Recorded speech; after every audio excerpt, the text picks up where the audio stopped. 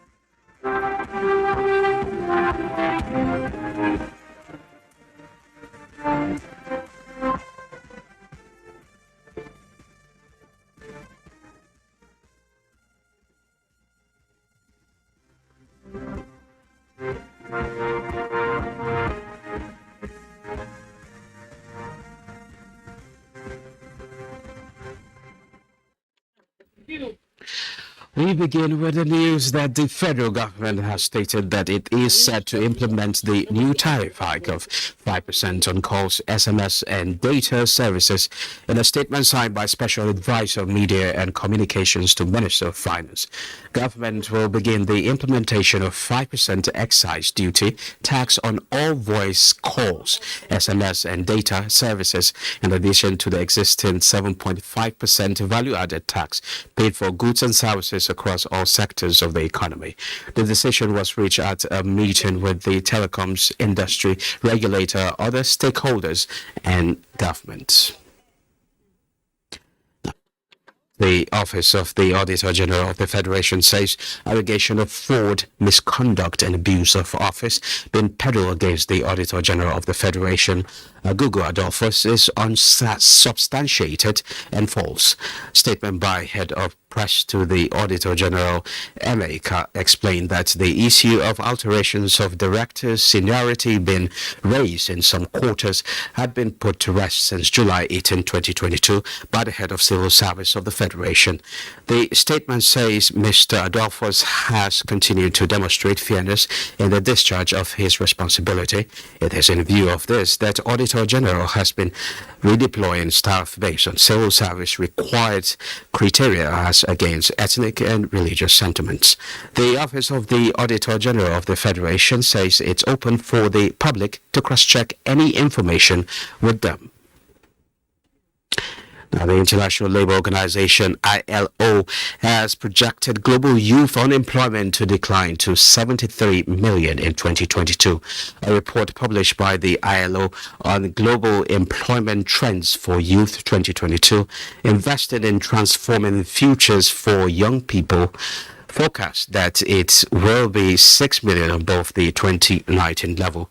Deputy Director General for Policy, Martha Newton, in the report stated that the recovery of youth unemployment rates is projected to diverge between low and middle income countries on one hand and high income countries on the other. The document, which revealed that the COVID-19 crisis exacerbated the numerous labor market challenges generally faced by young people, said less than half of the global youth employment deficit in 2020 was predicted to be recovered by 2022.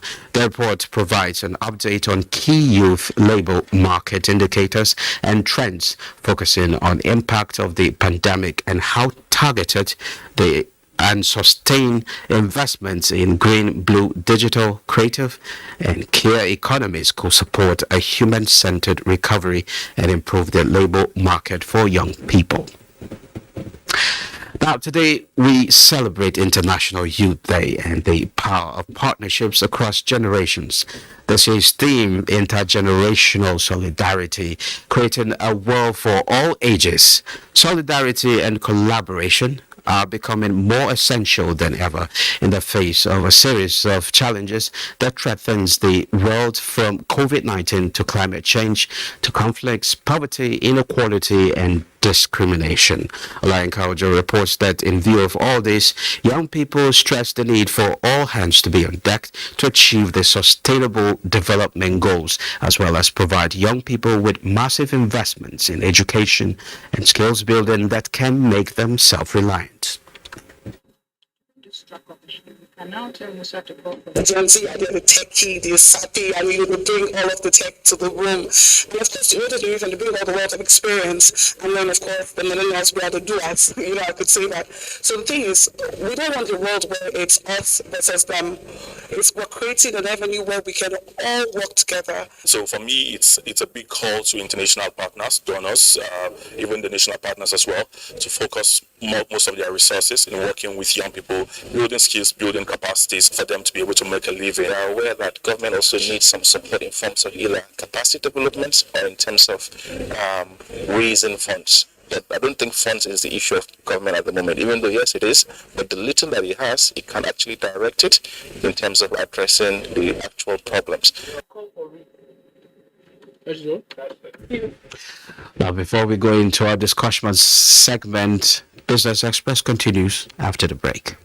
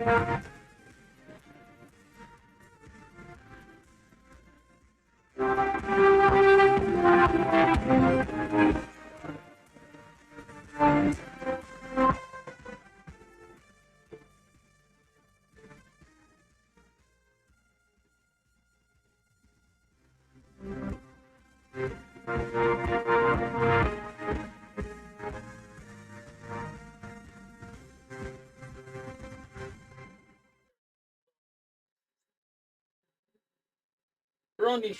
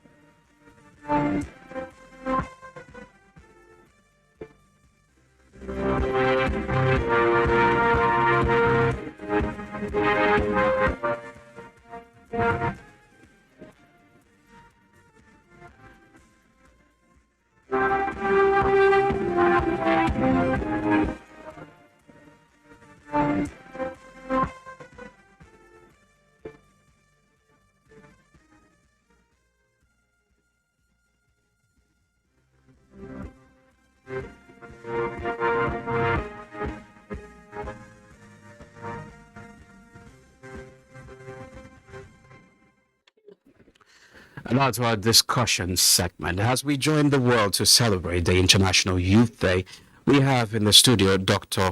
Okpachu Emmanuel, Head Economic Policy and Program Center for Management Development, and Ebuka Anichebe, an author, speaker, and serial entrepreneur.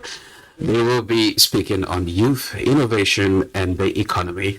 Gentlemen, you're welcome to Business Express. Thank you very much. Thank you. Welcome, Musa. Okay. I'm happy to be here. Okay. Okay. Well, let's begin the conversation. Today is World Youth Day, right? That's right. And the theme, intergenerational solidarity, creating a world for all ages. So how do we harness both the potentials from the old and the young? Let's begin with. Okay, thank you for that introductory remark about today's day, which is the Youth Day. The Youth Day, as we know, is the UN set it aside to look at the challenges the youth face as the demographic structure of the society. The youth has its own peculiarity when it comes to certain things, and because of that, the UN set today for us to look at what the youth are passing through when it comes to issues of social and development. But like as you said, when you talk about social issues affecting the youth and economic issues affecting the youth, these are things that when we look around, we can see them. And it is worldwide.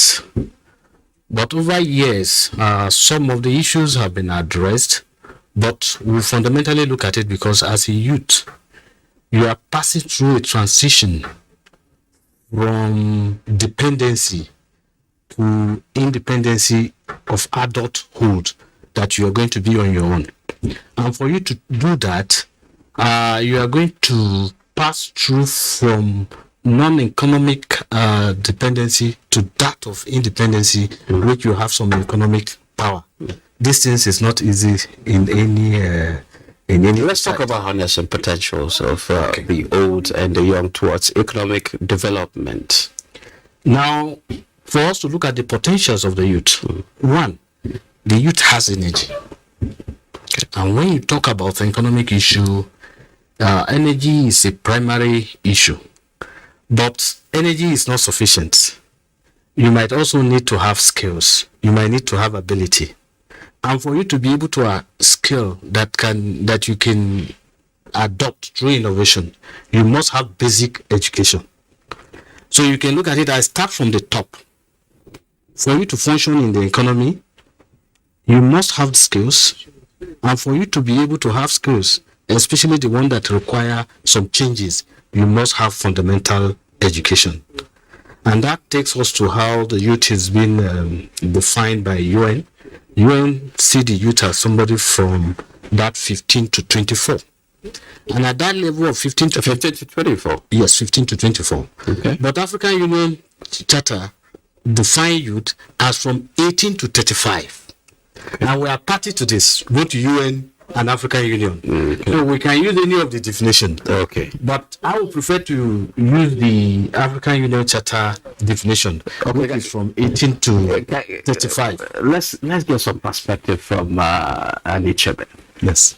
Okay. So let me put it this way: it's this year's theme is about intergenerational solidarity, right?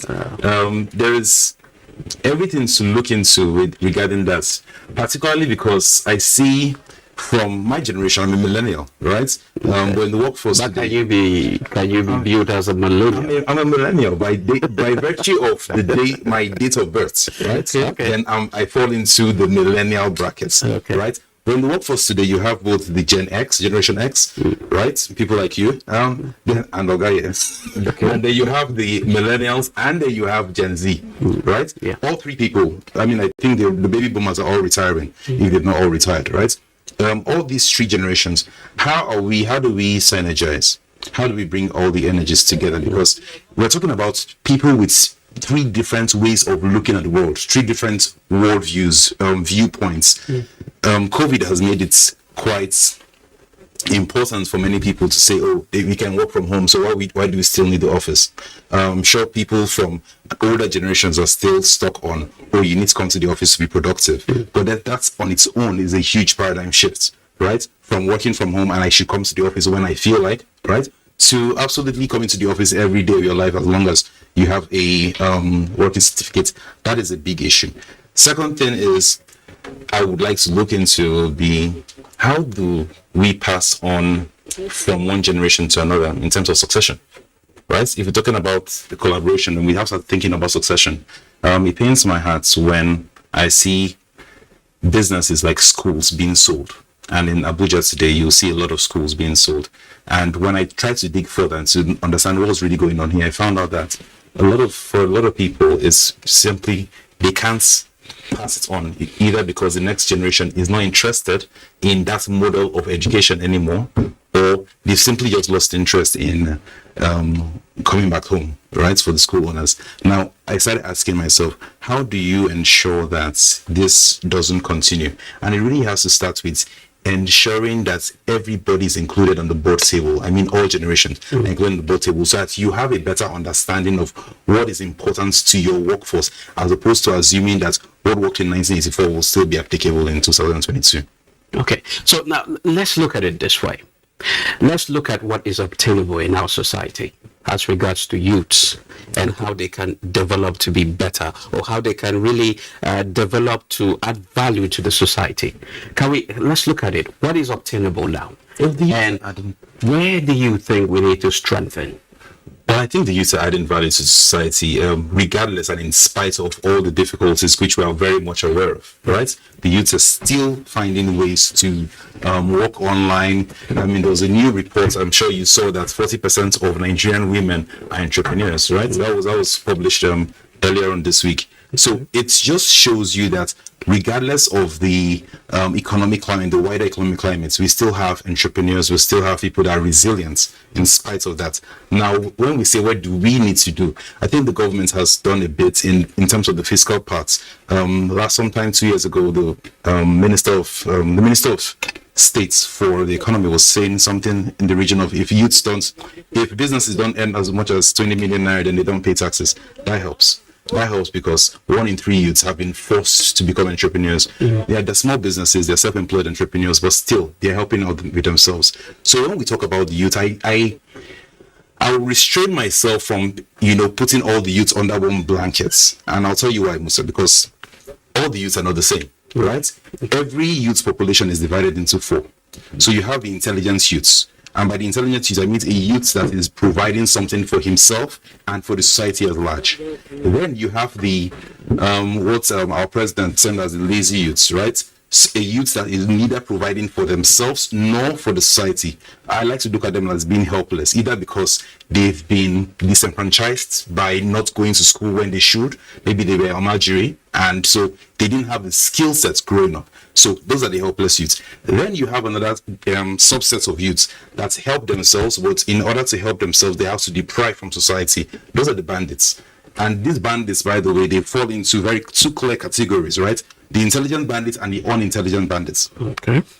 Now, the intelligent bandits, that is the youths, is the one that will take from you, and precisely what he takes from you is what you lose and what he gains. So if he steals your phone, you've lost your phone, but he's gained the phone.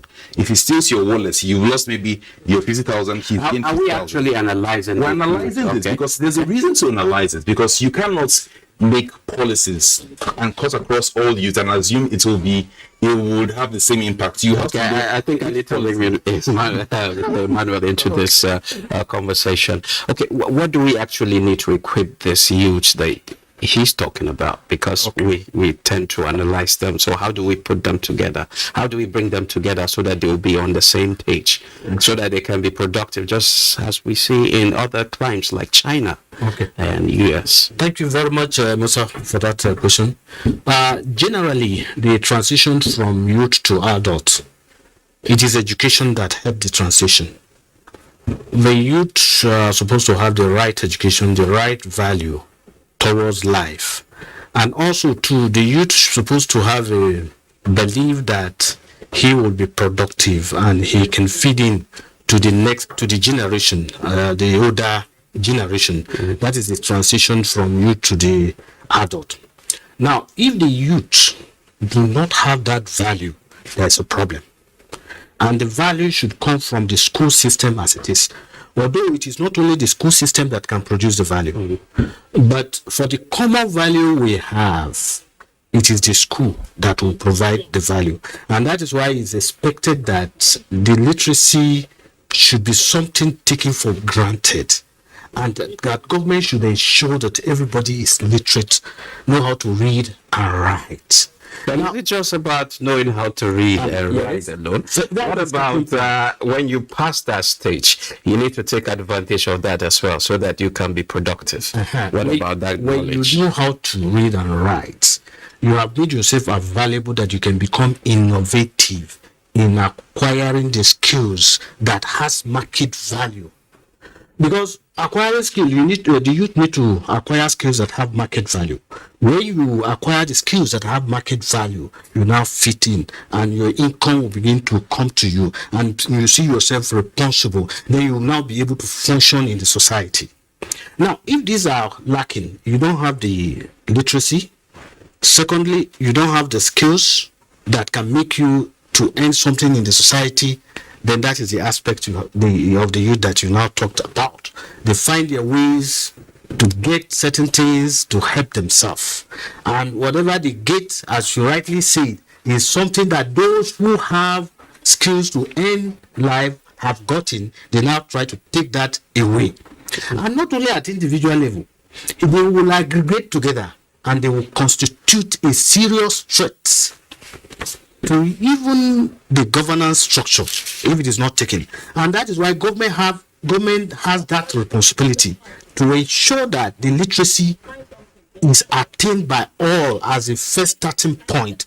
It's not about having education. Okay, can you round up in 30 seconds? It's not about having It's not about having education up to university level. No.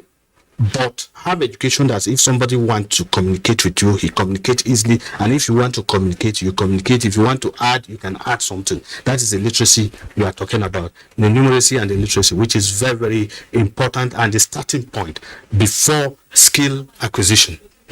Okay. Just give me, what do you think we can do to actually make our youths better? 30 seconds, please. 30 seconds. I think our youth did a great job tremendously. They should be empowered. They should continue being empowered. I mean, different states governors should find ways to ensure that you have things like technology hubs, production hubs, places where you can have 24 hours power supply so that these youths can find places to express their innovation and creativity. That's what I think most people should be focusing on. Okay. Thank you. Thank you very much, Dr. Okwachu Emmanuel, Head Economic Policy and Programs, Center for Management Development. Thank you very much. Yeah, thank you. And Ebuka Anichebe, an author, speaker, and serial entrepreneur. Thank you very much. Thank you very much, Mr. Now, moving on the commodities market, oil prices fell on Friday as recession fears clouded the demand outlook, yet remain on track for a weekly rise. Brent crude futures were down $1.15 or 1.2% to $98.45 a barrel, while U.S. West Texas Intermediate crude futures fell $1.48 or 1.6% to $92.86 a barrel. Brent was on track to rise nearly 4% this week after last week's 14% tumble, its biggest weekly decline since April 2020, amid fears that rising inflation and interest rate hikes will hit economic growth and demand for fuel. Now let's take a trip to the commodities markets.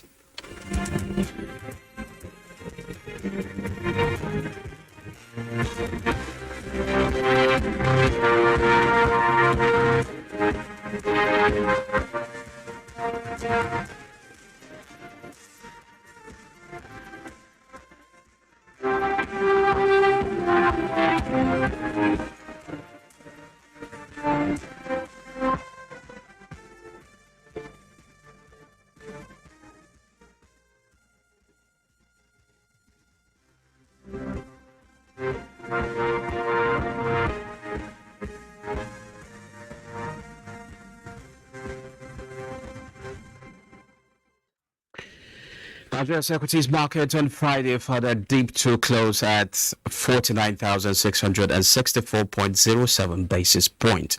At the close of trading session, investors in 4,076 deals exchanged 750.2 million shares valued at 5.3 billion naira. Cap Hotel, Entranzac, and Wapik were the top three traded stocks. Now, global market update is next.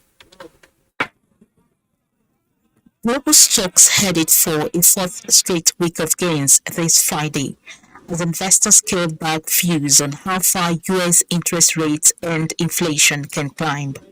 In Europe, Reuters reports that stocks rose after GSK pharmaceutical company led a rebound in healthcare stocks.